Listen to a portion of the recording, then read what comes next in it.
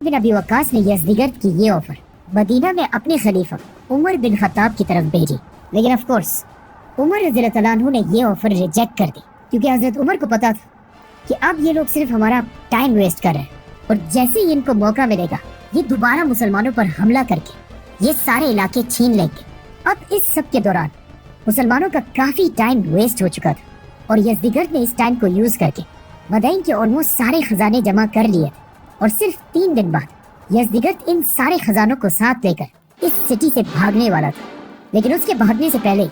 मुसलमानों के जनरल साद बिन अबी वक्कास को इस सब का पता चल गया,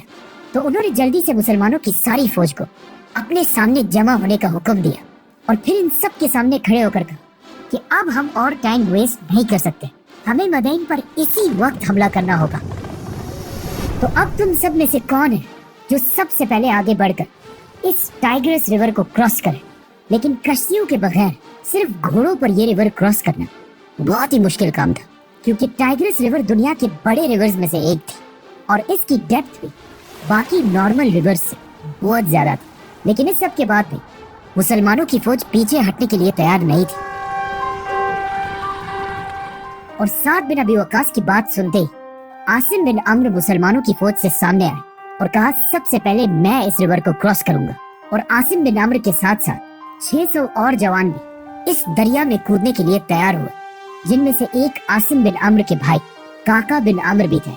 ये 600 आदमी मुसलमानों की फौज से आगे बढ़े और बिल्कुल दरिया के करीब आकर खड़े हुए। ये सारे काफी देर तक इस दरिया को बस देखते रहे, क्योंकि इन सबको पता था कि इस दरिया को क्रॉस करने के चांसेस बहुत ही कम है और हो सकता है दरिया के उस पार पहुंचने से पहले ये 600 मुसलमान इस दरिया में डूबकर मर जाए। आखिर काफी देर इसी तरह खड़े रहने के बाद आसिम बिन अम्र ने अचानक आसमान की तरफ देखा और कहा, कुल्लु नफ्सिन ज़ाइक़तुल मौत, मौत तो एक दिन हर इंसान को आनी है। और ये कहते ही ये सब दरिया में कूद पड़े। मदाइन के लोग जिन्होंने अपनी पूरी जिंदगी इसी दरिया के पास गुजारी थी, उन्होंने ऐसा मंजर अपनी पूरी जिंदगी में इससे पहले कभी नहीं देखा था।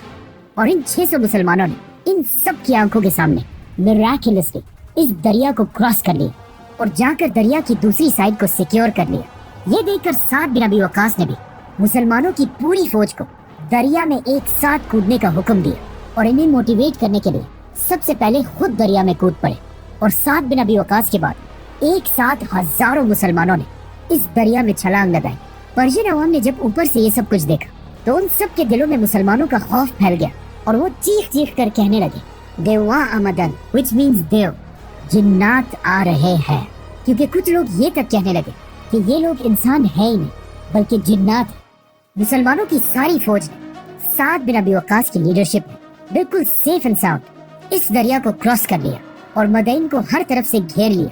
लेकिन यहाँ आके मुसलमानों को पता चला कि पर्शियन बादशाह यज़दिगर्द यहाँ से पहले ही भाग चुका है